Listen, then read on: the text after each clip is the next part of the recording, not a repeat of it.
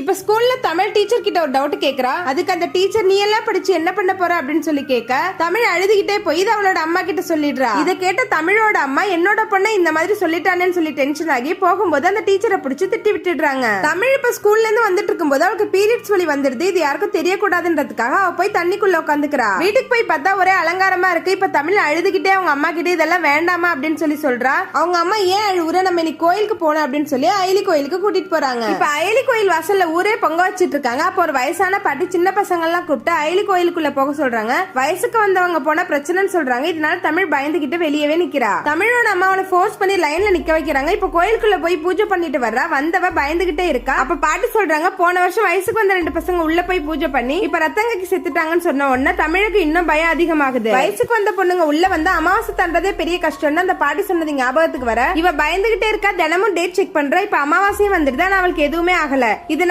சந்தோஷமாகி இப்ப அயலி கோயிலுக்கு போய் கற்பூரம் ஏத்தி சாமி கும்பிட்டுட்டு வெளியே வரும்போது அவங்க அம்மா அவளை பாத்துடுறாங்க. தமிழ் பைக்குள்ள வச்சிருக்கிற கந்தல் துணி அவங்க அம்மா பாத்துடுறாங்க. இப்ப வீட்டுல போய் இதெல்லாம் சொல்ல போற அப்படின்னு சொல்லி அடிச்சுக்கிட்டு அழுகுறாங்க. நான் கோயிலுக்குள்ள போனா சொல்லிடுவேன் தமிழ் சொன்ன உடனே அவங்க அம்மா பயந்துகிட்டு நிக்கிறாங்க. என்ன பண்றதுன்னு தெரியாம இப்ப தமிழோட அம்மா அவளை வீட்டுக்கு கூட்டிட்டு போய் யாருக்கும் தெரியாம சடங்கெல்லாம் பண்றாங்க. இப்ப தமிழ் அவங்க அம்மா கிட்ட எனக்கு படிக்கணும்னு ஆசை, இந்த விஷயம் வெளியே தெரியாம நீதான் பாத்துக்கணும் அப்படின்னு சொல்லவும் அவங்க அம்மா முழிச்சுக்கிட்டு நிக்கிறாங்க.